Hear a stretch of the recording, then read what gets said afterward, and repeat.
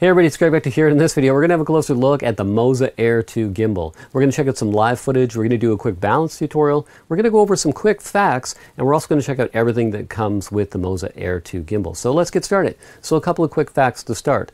The Moza Air Gimbal 2 weighs 1.6 kilograms, or roughly 3.5 pounds. Now, as far as the maximum payload, it can carry 4.2 kilograms, or roughly 9.2 pounds. So it's perfect for a heavier DSLR with some zoom lenses. Now, as far as the size and weight, I didn't find it too heavy when I was out doing some test shots with it. So let's get into some of the quick facts as well. It has 4 accessory ports, so 2 on the front and 2 on the back. And there's control cables for different camera manufacturers like Sony, Nikon, Canon, and Panasonic. From time to time, you'll want to check with the manufacturer's website for software updates. And the reason for that is they're adding more camera compatibility all of the time, so you want to check to make sure you have current software. Now, you can update this with a USB cable, or you can use the phone app. That's what I use to update to the latest version of the software. Now, also too, what I really like about this that sets it a little bit apart from some of the gimbals on the market is the LCD screen. Now, you can control all of the parameters of the gimbal with just the screen, so you don't need to use the phone app. Although the phone app is handy and you can use that if you want, it just makes it a little easier if you're on a shoot and you want to make a quick adjustment. You can just control it right from your gimbal, which I think is really good. Now, also too, we'll have a closer look at in a second is the auto tune feature. So once you have your camera balanced, you'll do the auto tune. So when we get into the balance section, I'll show you how that works. Now, what I like too is you can use the M button here, or you can use the joystick and you can press that and you can toggle through different modes like you can on other gimbals. Now, you can have just the pan follow, you can have pan and tilt, you can have various different versions of how you like to use it. Now, you can also adjust the speed of how the joystick works as well. So if you prefer to use the joystick, you can control the speed of that as well. And I like how easy this is. So if you want to do a nice slow pan in one shot, but then a quick pan in the next, all you have to do is turn this dial and you can quickly change that speed. Now, to return to center, you just double click the trigger, which is opposite. So we're looking at it as if you were using the gimbal right now with the joystick toward you. The trigger's on the other side. You double click that, it always returns to center. Now, if you see over here on the right hand side, if you toggle that twice, then you go into inception mode, which is that sort of barrel roll look that you may have seen. So you can quickly go to that. They also have a sport gear mode that you can go into as well. Now, with the app, they have different features that you can access like time lapse. So let's get more into how we can balance this and how to auto-tune it, and we'll also look at some live footage shot with this as well. All right, in this part of the video, we're going to do a quick balance tutorial. Quick tip before we get started, make sure that you have your camera and your gimbal balanced prior to turning the power on. Make sure that you have that done. All right, so let's get started. So we have the plate already installed. I just want to show you what it looks like. So you can use these little push buttons here to release the plate. There's one at the front, and you can slide your camera in place. So once you have that, you just lock it. You'll hear that locking sound, and then you take this lever and you lock it. So once you have it balanced, you can take your camera off and put it back in place quite easily with this. So another thing here too is this is the lever for the fore and aft. So this is where you're going to make your adjustment. So you can see here my camera's a little bit forward. I'm going to just loosen this off, and I'm going to move it back towards myself. Now, make sure you keep your hands on the camera loosely so that it doesn't slide and go all over the place. So you can see I'm just sort of bouncing it back and forth until I get that adjustment. Just make these tiny little adjustments like this, a little bit more, and I think will be perfect. And then I'm going to lock this in place. Now, once I have this adjustment, I'm going to check the left to right. And that looks pretty good. Let me throw it out of whack so you can see how that would look if it wasn't balanced. You can see it's tilting to the right. I want to go this way.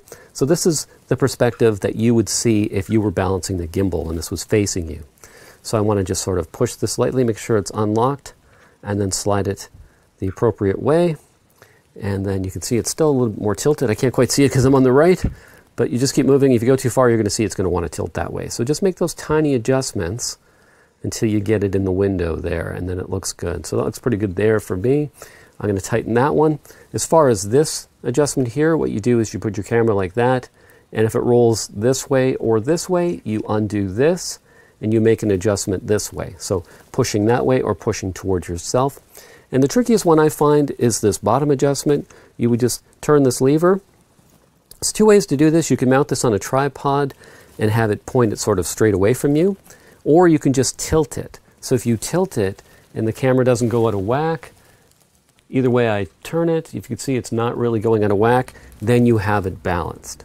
So once we have the gimbal balanced, we can turn it on. Now we can go into the auto tune function two ways. We can use the phone app, or we can do it right from the gimbal itself, and then we can auto tune our current setup. So if you change to a different camera or a different camera and lens, you can auto tune it for each setup. So I'm just going to use the app. So here's the app here, and you can see we have parameter setting, remote control, creative video, camera setting, recenter, sleep, and I'm connected because it would say disconnect if I wasn't, and you can see it's set for Sony Multi. I don't have the cable connected, but you can see my camera models there. Now, if you have certain camera compatibilities, you'll be able to see what you can control using the gimbal. Now, if we go to parameter setting, you can see we have motor setting, button functions, calibration, advanced setting, configuration. If I go to motor setting, if you look down from below there, you can see auto tune. Now, when I click auto tune, you're going to start to see some adjustments happening with your camera. So you could see that it's going to check each axis and make adjustments and auto-tune the setup for you. Make sure that the lock is not on, because that could affect everything. So make sure that the lock that you have on the gimbal is not on. So it takes a few seconds, and once it's auto-tuned, you're pretty much good to go. Now, another thing I want to mention too is the dead angle. So if you look down, you'll see filter, follow setting, dead angle. Now you can adjust this dead angle, and what that does is it adjusts the amount of time that something happens. So for example, if you're on a pan and you twist your wrist, depends on what that setting is before that kicks in. So if you want it to kick in right away, then set it for 0. But if you like to walk with your gimbal and then kind of make a little wrist adjustment and you don't want it to kick in right away, you can adjust that. So you can adjust the pan, tilt, and roll. I have mine set for 15. So that's the dead angle. I have mine set for 15. You might want to experiment with that and see what you like. Now, you can do everything. I'm going to click confirm for the auto tune. Now you can configure everything on the app, but you can also do it on the gimbal itself.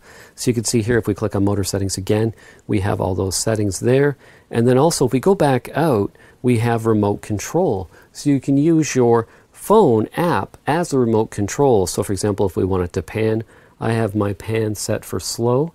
So you can see it's just a nice slow pan, but you can adjust that pan speed. So you can do your pan, you can do your tilt, you can do your roll, just by using the phone app. So that's pretty cool. I like that.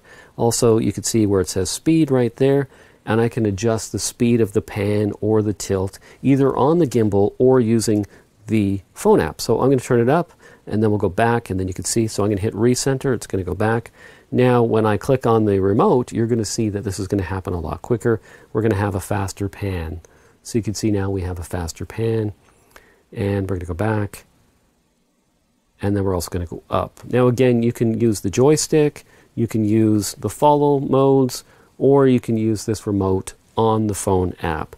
So there's just some of the features. Also as well, we have our creative video where we have motion lapse, we have variable speed time lapse, and we have time lapse. So I'll probably make another video in the future about that, or you can always Google it if you want to see how to do that right now. So anyway, that's the rundown on how to balance, auto-tune, and some of the custom features of the Moza Air 2 gimbal.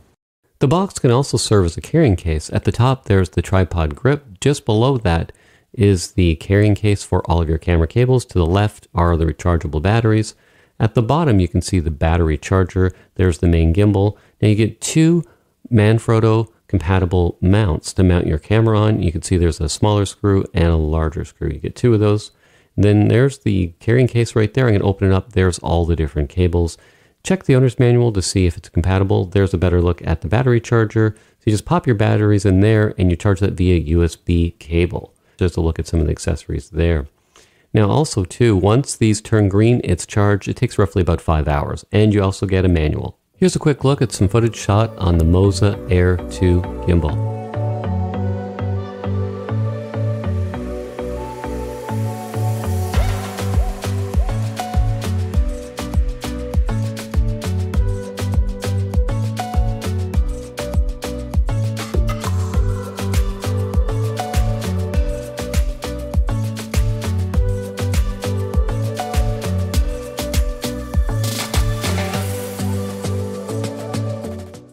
Hey everybody, it's great to here again. Thanks for watching this video. If you have any comments or questions, you can post them down below.